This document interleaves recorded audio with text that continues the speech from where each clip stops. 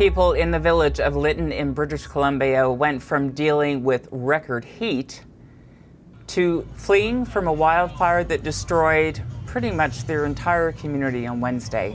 More fires erupted in other regions last night, forcing evacuations and putting so many people in that part of the province on edge.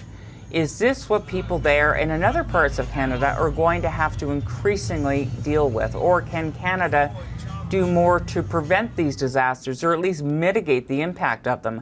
Mike Flannigan is the director of the Western Partnership for Wildland Fire Science at the University of Alberta, and he joins me from Edmonton. Mike, hello. Hello, Kathleen. It's actually now the Canadian Partnership for Wildland Fire Science. We stand corrected. Thank you.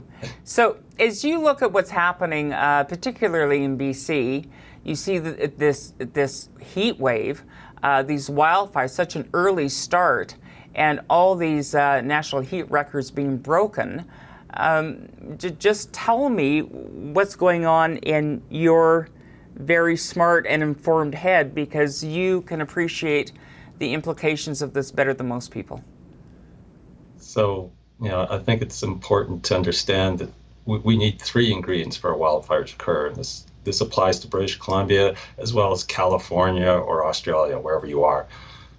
The first is vegetation, the stuff that burns, needles, leaves, grass, twigs, how much, how dry, important aspects. So that's first. Second, you need ignition. Lightning or people are the two common ones, about 50-50. So the human cause dominate in the spring, lightning dominates in the summer. Third is hot, dry, windy weather. So we had this record-smashing heat wave. And so that's the weather condition. It was hot.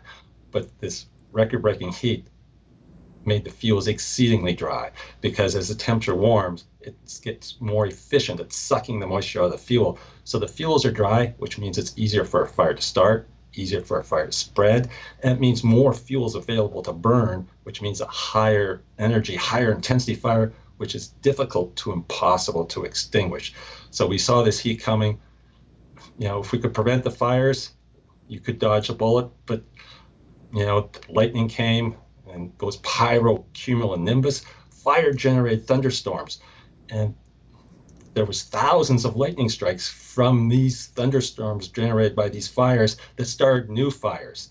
So it's been incredibly active week in terms of fire in British Columbia. You say that we saw this heat coming, and I suppose, closer to the time we did, but have we seen sort of in sort of a broader, more encompassing sense, have we seen this heat coming? And I think you know what I'm talking about. You're talking climate change? Yeah. This heat wave, record smashing, the models were quite good, at least a week's warning that was coming, and record breaking heat. And work that my colleagues and I have done suggests the hotter it gets, the more fire we'll see with climate change. And don't get me wrong, not every year is going to be a bad fire year, but we're going to see a lot more fire in the future. And when I talk about warmer weather and fire, people say, why is temperature so important? Here I'm not talking about an individual fire like the Lytton fire. I'm talking about fire over a large area like British Columbia over a longer period of time, like a month or a fire season. So three reasons. One, longer fire season. So we're seeing that in Alberta. Our fire seasons used to start April 1st, now it's March 1st. Second, the warmer it gets, the more lightning we see. Studies suggest it may double by the end of the century. And in Canada, our area burned has doubled since the 70s due to lightning-caused fires. And the last reason gets back to those dry fuels, okay? The warmer it gets, unless we see increase in precipitation, and our models suggest that's not going to be the case, we're going to have drier fuels, easier for fires to start, spread, and to burn more intensely, to make them more difficult to put out. And my hat's off to firefighters, because it's a hard job, dirty job at the best of times. But when the temperatures are in the 40s and they have to wear protective equipment, it's a really difficult task. I can't even imagine. I mean, I cannot imagine. It's bad enough just sort of walking down the street in this heat. Can you imagine? I can't imagine fighting a fire in it. And I'm curious as well to sort of get your sense of, does it help add urgency to the conversation about climate change and what needs to be done and when it needs to be done, that's not going to stop the fire season from potentially being the worst that we've seen. And I guess we'll find out soon enough. But and we have to deal with sort of the reality of what's right in front of us. Nevertheless, do you believe it changes the conversation? So I'm hopeful that we will learn from this, but over 20 years ago, a colleague, Mike Weber, and I wrote a paper about fire and climate change saying urgent action is needed now. And here it is 20-some years later saying urgent action is needed now. But on that front, BC's invested in a predictive services chair based out of Kamloops to help try and address some of these issues. And I am actually taking up that job.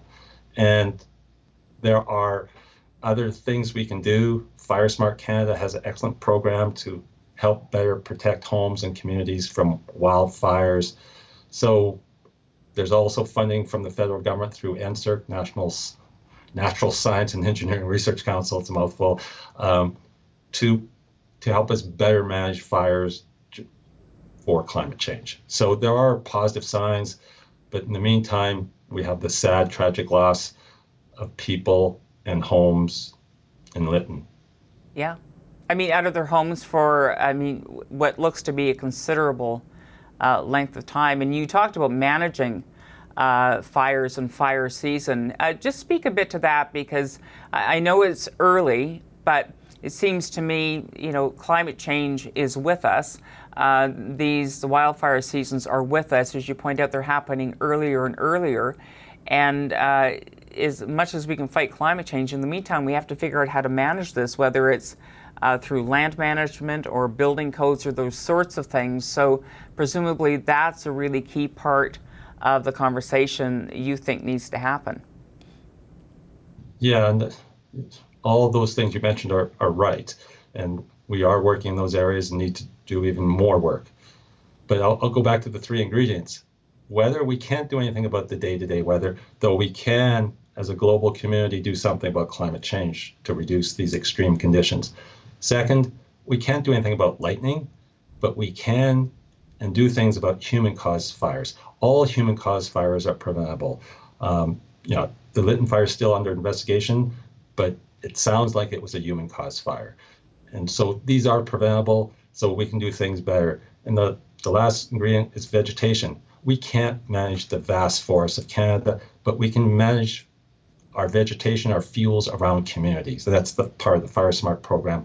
And a lot of it's community planning. You put your green spaces, your soccer fields, golf courses on the outside of the community, because green grass is a very good fire break.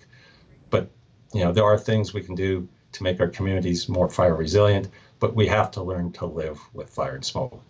Fire is a multifaceted problem that will need a multi-pronged solution, and there's no silver bullet, there's no vaccine. We're going to have to learn to live with fire and smoke. All right, on those very smart and somewhat sobering observations, Mike Flannigan, thank you so much. My pleasure, Kathleen. Hi, I'm Vashi Capellos, host of Power in Politics. See more of our show by subscribing to the CBC News channel or click the link for another video.